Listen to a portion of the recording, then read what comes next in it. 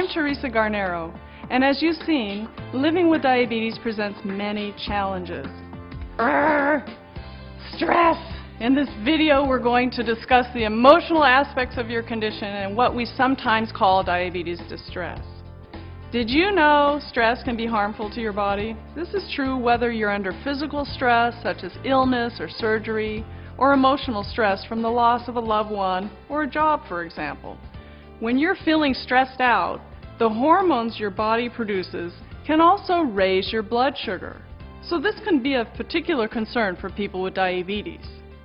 We're trying to learn more about how people deal with the stress of living with diabetes. It's all the thinking that's involved and the juggling on a daily basis.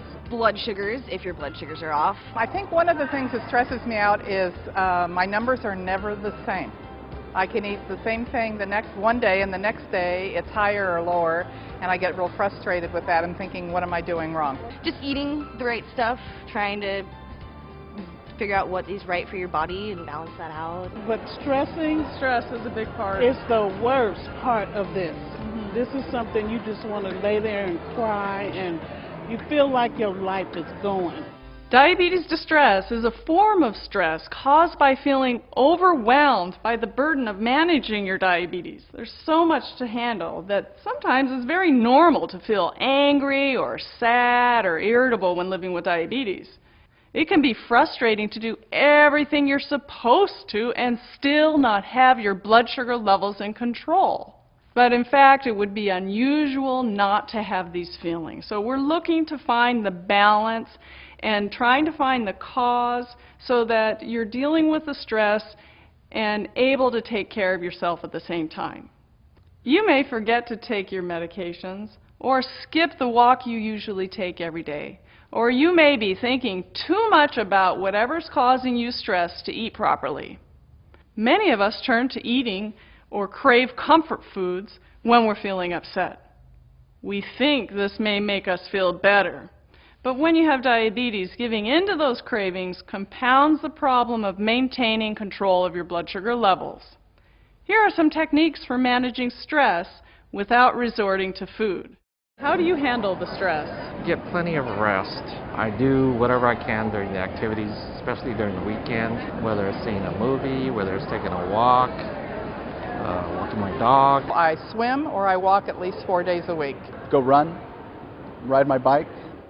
If you just start feeling those first signs of stress, take some deep breaths or have a glass of water. And if possible, go take a short walk. Get some distance between you and the stress. Also, take a few minutes to meditate or relax in a quiet spot. You can do this anywhere. Imagine yourself in your favorite place to relax, such as a tropical beach, and remember how you felt when you were in that peaceful place. I'm there now. What about your support team? Who helps support you? Well, of course, it's my wife. She's very supportive of me. Especially when it comes to meal times, things like that. Number one, being with my grandchildren really helps me change the focus off of me and off to somebody else. I also have a coworker that has diabetes, and so having someone to talk about this with and bounce things back and forth really helps.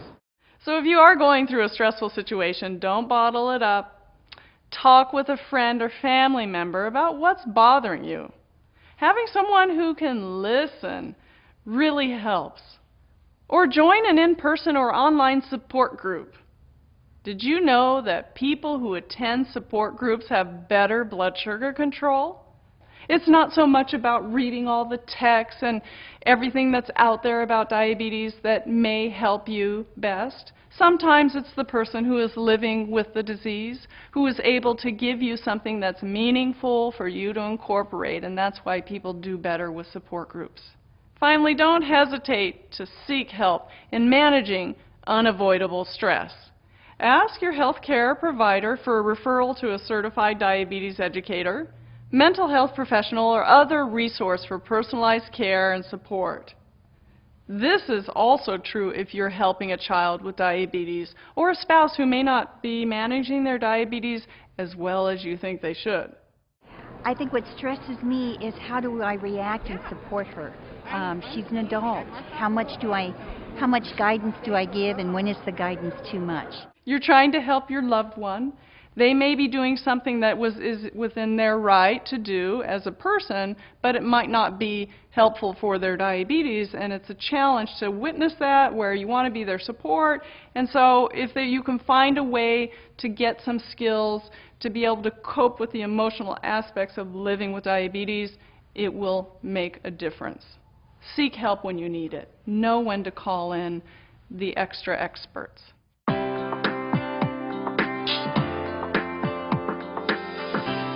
If you're not able to manage your stress, and in particular, if you're experiencing diabetes distress for a long period of time, you may be at risk for developing depression.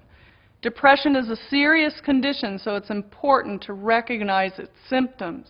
You may feel sad, have trouble sleeping, sleep too much. You may also feel tired or have low energy or trouble concentrating. And the telltale sign that you have a problem with depression is when you lose interest in activities that used to bring you joy and pleasure for 2 weeks or more. Worse, you may begin to distance yourself from your friends or family members and even have thoughts of suicide. So if you have any of these symptoms, please discuss them with your healthcare provider so that you can get the help that you need. We'll be back with more suggestions for managing stress in a moment. But first, let's pause for a pop quiz to help you remember some important facts.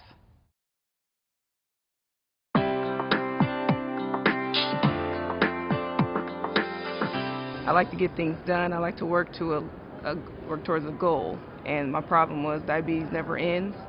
So it's like I'm not working towards anything, but you have to think about it. It's like I'm working towards surviving. Making plans for positive change can greatly reduce your diabetes distress. When you have diabetes, there are many lifestyle changes you need to make. Let's get the list. Maybe you need to change your eating habits or lose some weight or stop smoking or get more active. These are big changes, and you might be overwhelmed and wonder, where do I start? Making changes and sticking to them can be hard, but there is a smart way to go about reaching your goals. It starts with making sure they are specific, realistic, and attainable. Suppose you want to lose weight. That's a pretty general goal. So let's get more specific. For example, you could say, I want to lose 20 pounds by giving up desserts. A smart goal is measurable. You can easily measure weight loss by hopping on the scale. Ooh, okay, got to work some more. Is your goal attainable and realistic? Think it over and decide whether or not that's true. Because having a realistic weight loss goal and knowing how you're going to get there is really important. Finally, SMART goals have time frames. For example, if you think you can lose 1.5 pounds a week, you can set a goal of losing those 20 pounds by the end of 3 months. Track your progress, for example, by weighing yourself once a week. When you see that you can make progress, you're even more motivated to keep going. Well, the problem when I just got diagnosed, the problem was I was afraid that was going to define who I was, and that when people look at me, that's the only thing they're going to see. So I think for people who just got diagnosed, just remember that it's not who you are, but you have to deal with it at the same time. Because if you have a goal or a dream or anything, you have to take care of yourself in order for that dream to happen. So proud of her.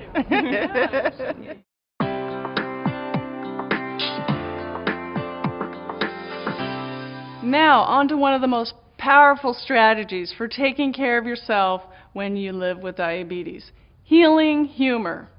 If you're thinking, what's funny about diabetes? You're right. Nothing. But what you need to know is that there's a lot of scientific research that demonstrates the connection between humor and health. A little gentle humor is good medicine. Why? Laughing releases positive hormones called endorphins that not only make you feel good, but may lower blood sugar and reduce your risk for heart disease. So if you're able to change your perspective a little, you can put a humorous spin on some of the minutia of self-care and just everyday life. If you want to boost those healing endorphins even more, you can also dance like I do, or better, like you do, because it's all about what's helpful for the individual. And dancing has a lot of benefits. It lowers blood sugar, it helps get your mind off of diabetes and life in general. You can free your spirit, you can tap into a little joy. And how often do we talk about fun and diabetes in the same sentence? I hope you can find the fun and humor in your life to add to your joy and help you through your daily journey with diabetes. I'm Theresa Garnero.